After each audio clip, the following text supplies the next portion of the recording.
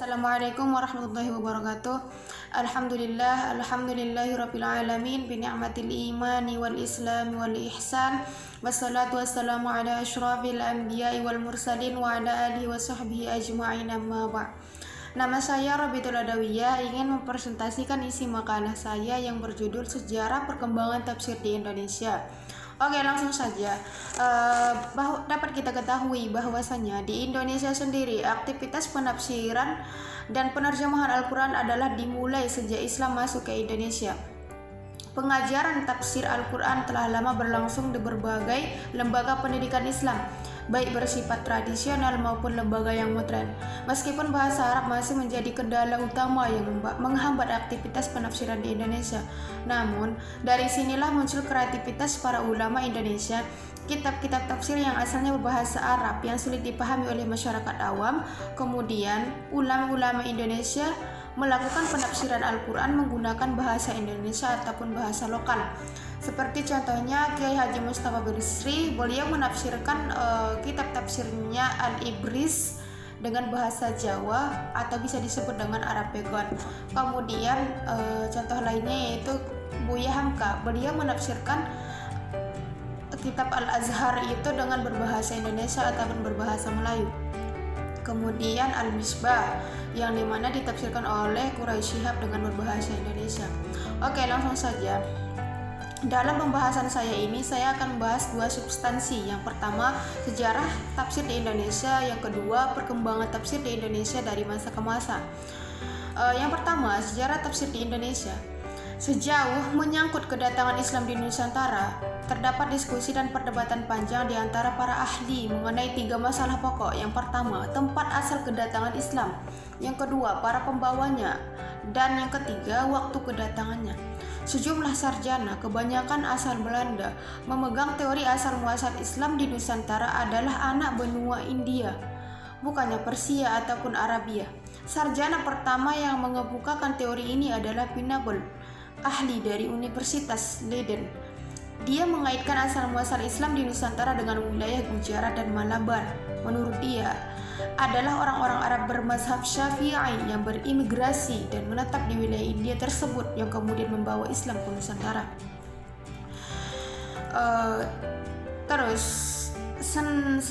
Menurut Fatimi bahwa asal Islam yang datang ke Nusantara adalah wilayah Bengal dalam kaitannya dengan teori batu nisan.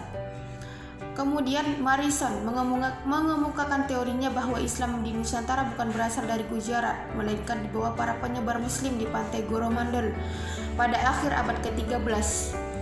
Teori yang dikemukakan Morrison kelihatan mendukung pendapat yang dipegang Arnold. Menulis jauh sebelum Morrison, Arnold berpendapat bahwa Islam dibawa ke Nusantara antara lain juga dari Coromandel dan Malabar.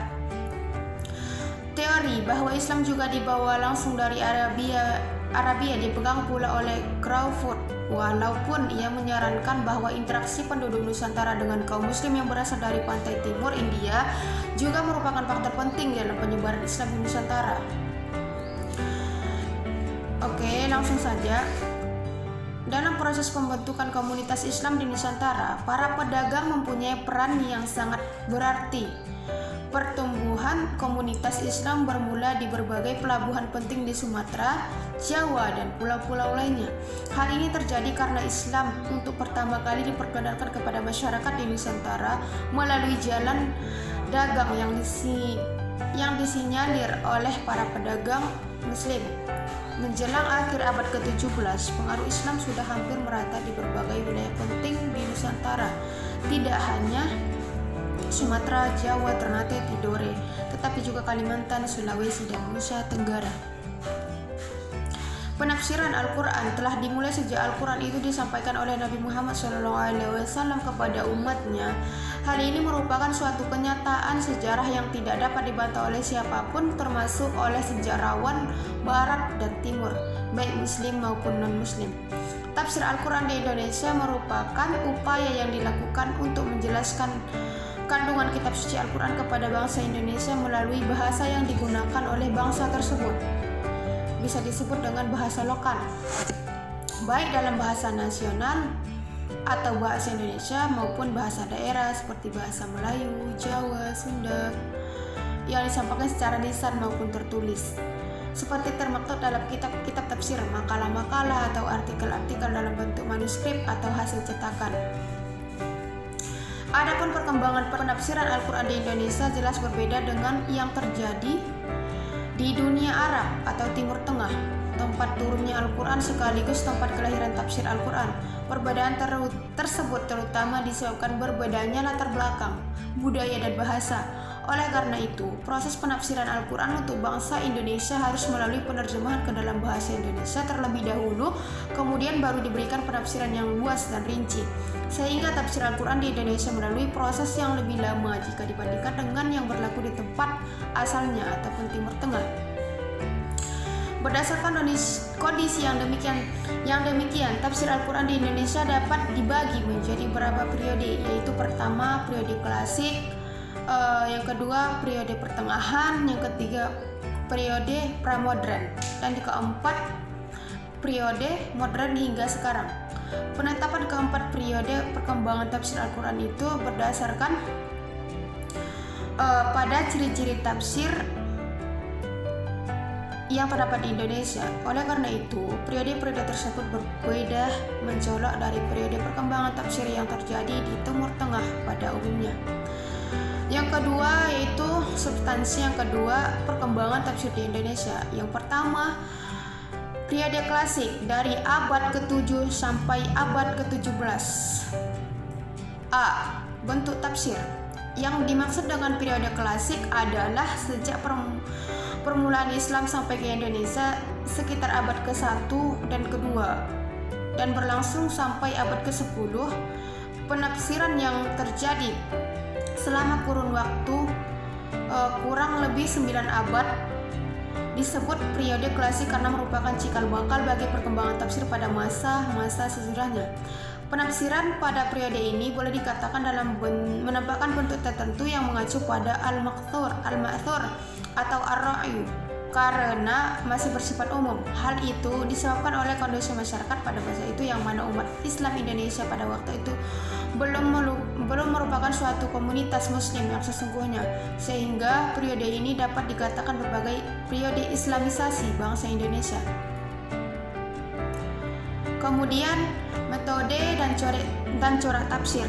Dari keempat metode tafsir yang dikenal dalam tafsir Al-Quran saat ini yang dilakukan para ulama pada periode ini mengisyaratkan metode ijmali, meskipun belum sepenuhnya mengikuti metode tersebut sebab proses penafsiran dilakukan secara sangat sederhana. Tidak salah jika dikategorikan ke dalam kelompok tafsir ijmali, itu pun diterapkan secara lisan tidak tertulis. Jadi, walaupun tidak dijumpai karya khusus tentang tafsir yang tertulis pada masa ini dengan telah berkembangnya Islam di kalangan bangsa Indonesia, tidak salah jika disimpulkan bahwa tafsir Al-Quran telah ada masa ini meskipun belum dibukukan dan belum dibahas secara khusus.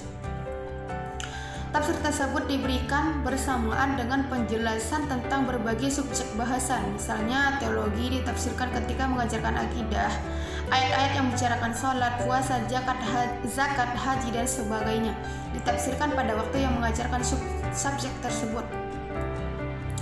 Berdasarkan kenyataan itu, kita dapat berkata bahwa tafsir Al-Quran pada periode itu bersifat sporadik, praktis, dan kondisional. Artinya, tafsir diberikan sesuai kebutuhan praktis. Hal ini sangat logis karena sebagian besar mereka masih buta huruf, sehingga mereka hanya mengandalkan kekuatan ingatan dalam tafsir internalisasi ajaran atau nilai. Berangkat dari fakta tersebut, tampak pada kita bahwa ulama pada periode klasik menerapkan metode tafsir yang terdapat karena sesuai dengan kondisi umat, sehingga jika diamati dengan seksama, tafsir Al-Quran yang diterapkan oleh para ulama pada periode ini meskipun belum tertulis dan belum mengacu pada bentuk yang baku secara ketat, dari sudut coraknya dapat dikatakan bersifat umum. Jadi, pada hakikatnya tafsir Al-Quran dapat pada periode klasik ini menganut corak umum, tidak mengacu pada suatu corak tertentu sebagaimana yang terjadi pada periode-periode kemudian. Artinya, penafsiran yang diberikan tidak didominasi oleh suatu warna pemikiran tertentu, tetapi menjelaskan ayat-ayat yang dibutuhkan secara umum dan proporsional. Dari ketiga aspek tafsir yang dikemukakan, yaitu bentuk, metode, dan corak, inilah yang dapat disimpulkan bahwa ketiga aspek tersebut sesuai dengan kondisi kehidupan masyarakat, serta menunjukkan bahwa tafsir Al-Quran selalu dinamis dan sejalan dengan perkembangan zaman dan tuntutan kebutuhan umat. Yang kedua ialah periode tengah abad, yaitu abad ke-16 sampai abad ke-17 Masehi. A. Bentuk tafsir.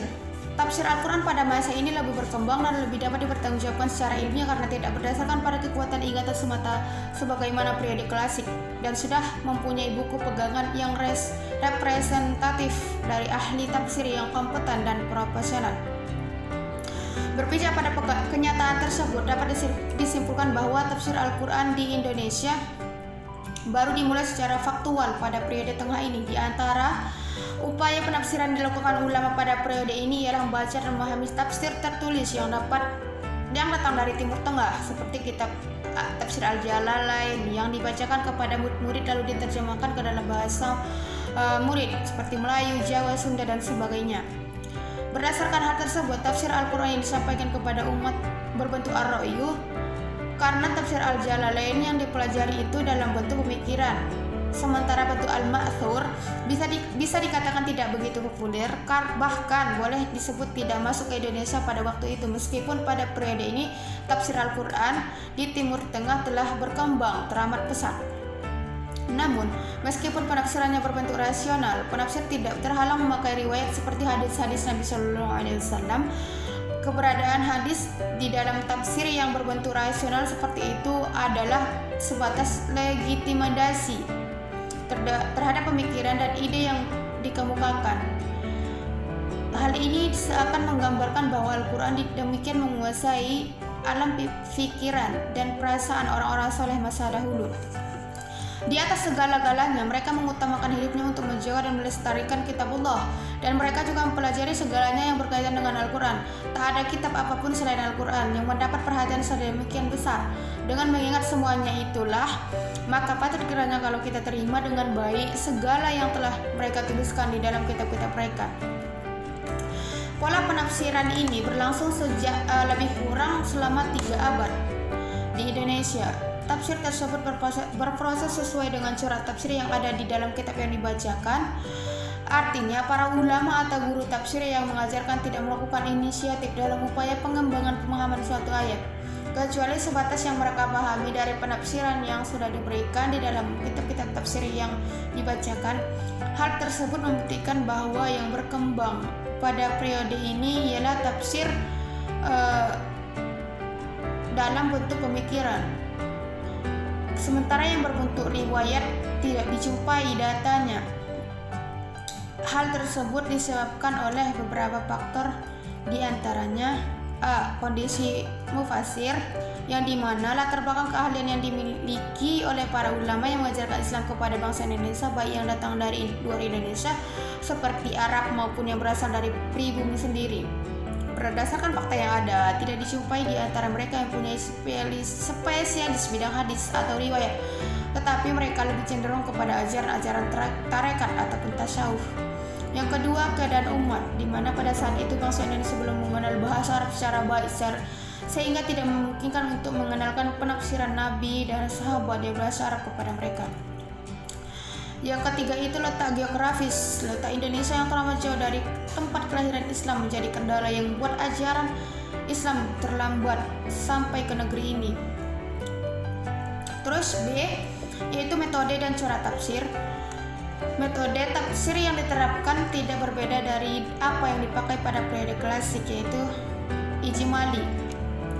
Teknik penyampaiannya telah meningkat. Kalau pada periode klasik itu sepenuhnya disampaikan secara lisan, pada periode ini teknik penyampaian ini telah dilengkapi dengan kitab. Ada pun corak atau dominasi tafsir pada periode ini masih seperti pada periode klasik, yaitu bersifat umum, tidak mengacu pada pemikiran tertentu sebagaimana diwakili oleh kitab tafsir Al-Jalalain yang dijadikan pegangan pada saat itu. Sepintas penilaian itu mungkin terkesan sedikit subjektif karena tergambar oleh tafsir seolah-olah tafsir Al-Jalalain tersebut paling top, tidak ada duanya. Namun jika ditelusuri kondisi umat pada waktu itu, yaitu di zaman Wali Songo dulu, kesan subjektif itu tidak perlu muncul karena pada masa itu pola pikir umat masih sangat sederhana. Jangkauan nalar mereka belum begitu luas, pengetahuan mereka terbatas sekali, dan buta huruf merupakan pemandangan umum di tengah masyarakat Indonesia pada saat itu. Yang ketiga yaitu periode pramodern, yaitu abad ke-19. Bentuk tafsir. Pada abad ke-18 muncul beberapa ulama-ulama yang menulis dalam berbagai disiplin ilmu termasuk tafsir, meskipun yang paling menonjol adalah karya yang terkait mistik ilmu atau ilmu tasawuf. Di antara ulama tersebut adalah Abd Samad Al-Falimbani, Muhammad Arsyad Al-Banjari, Abdul Wahab Bugis, Abdurrahman Al-Batawi, dan Daud Al-Fatani yang bergabung dalam komunitas Jawa. Karya-karya mereka tidak berkontribusi langsung kepada bidang tafsir, akan tapi banyak kutipan ayat Al-Quran yang dijadikan dalil untuk mendukung argumentasi atau aliran yang mereka ajarkan, seperti dalam kitab Syarhus Salikin yang ditulis oleh Al-Falimbani, dari kitab tafsir Al-Ihya Ulumuddin karya Imam Al-Ghazali. Namun, memasuki abad ke-19, perkembangan tafsir di Indonesia tidak lagi ditemukan seperti pada masa-masa sebelumnya. Hal itu terjadi karena beberapa faktor, di antara pengkajian tafsir Al-Quran selama berabad-abad lamanya hanya sebatas membaca dan memahami kitab yang ada, sehingga mereka cukup dengan kitab-kitab Arab atau Melayu yang sudah ada. Dan B, yaitu metode dan cara tafsir. Jika diperhatikan dari sudut bentuk, metode dan cara penafsiran, tampak bahwa ketiga komponen itu juga tidak berubah banyak. Bentuk tafsir tetap berupa ar-ra'yu, metode dan caranya pun sama. Berdasarkan dengan hal tersebut, dapat dikatakan bahwa pengembangan tafsir di Indonesia sampai abad ke-19 itu masih belum menggembirakan, atau dengan ungkapan lain, tafsir Al-Quran sampai periode itu masih belum bisa diandalkan untuk membimbing umat ke arah suatu penafsiran ayat-ayat Al-Quran secara menyeluruh dan tuntas. Beberapa kemungkinan yang menyebabkan hal tersebut antara lain: 1. Tafsir secara langsung dari Al-Quran dianggap tidak perlu karena kebutuhan. Hal itu dapat dipenuhi oleh kitab-kitab lain seperti fiqih, tasawuf, dan tauhid. Yang kedua, mempelajari Al-Quran secara langsung membutuhkan bahasa Arab yang kuat. Tanpa itu mustahil dapat mempelajarinya. Yang ketiga, adanya anggapan untuk mendapatkan ilmu melalui tafsir Al-Quran dan jalurnya terasa agak panjang dan berliku sehingga terlalu lama sampai ke tujuan, yaitu amaliyah sehari-hari.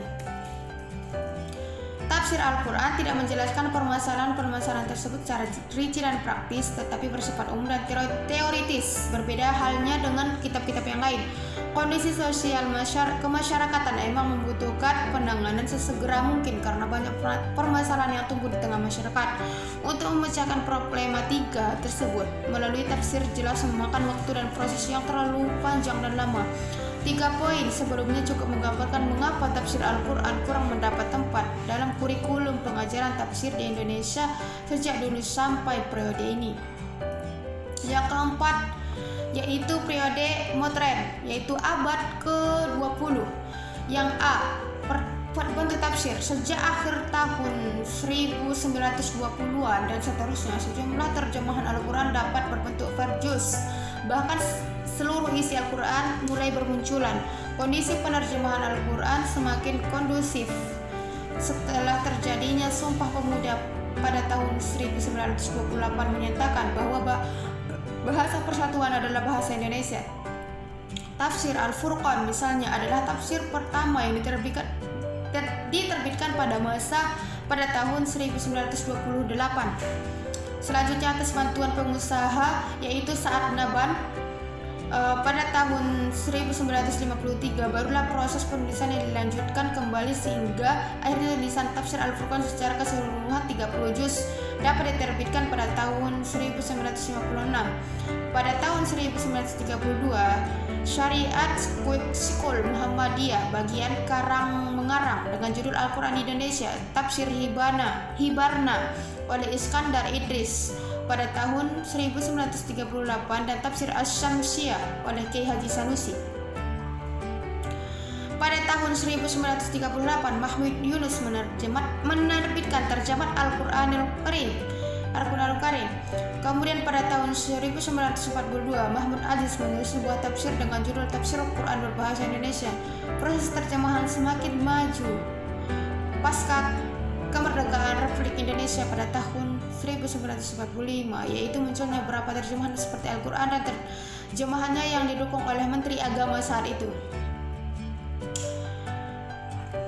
Pada tahun 1955 di Medan dan dicetak ulang di Kuala Lumpur pada tahun 1969 diterbitkan sebuah tafsir dengan judul Tafsir Al-Quranul Karim yang disusun oleh tiga orang, yaitu Al-Quran Al-Hasan, Zainul Arifin Abbas dan Abdurrahman Haitami, yang dikenal dengan tafsirnya adalah tafsir tiga serangkai. Dan banyak lagi tafsir-tafsir lain yang diterbitkan pada masa itu.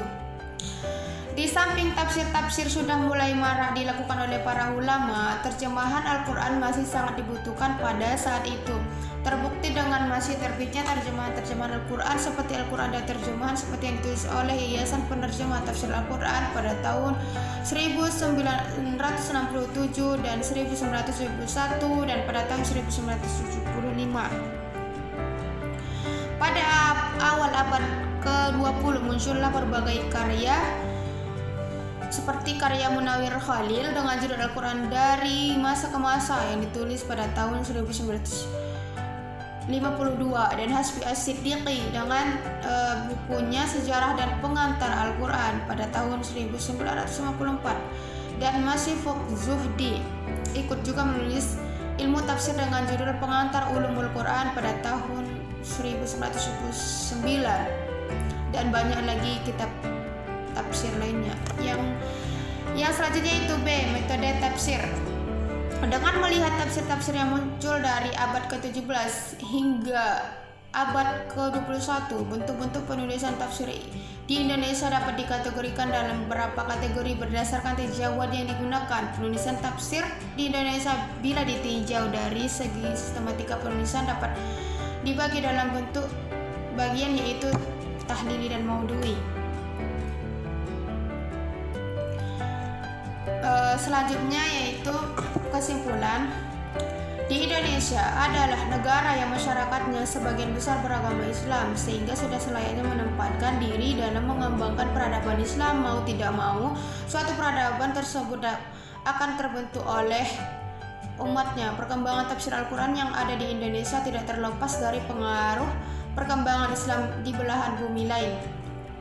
Membaca Islam yang di Indonesia rasanya cukup penting, sebab dari hasil pembacaan itu kita sebagai umat Islam dapat mengetahui akan bagaimana perkembangan Islam di Indonesia setelah Islam mengalami beberapa fase perubahan dari waktu ke waktu. Kalau kita mau mengamati secara mendalam dan perkembangan Islam di Indonesia, maka kita harus mengamati mulai juga dari sejarah perkembangan tafsir di Indonesia.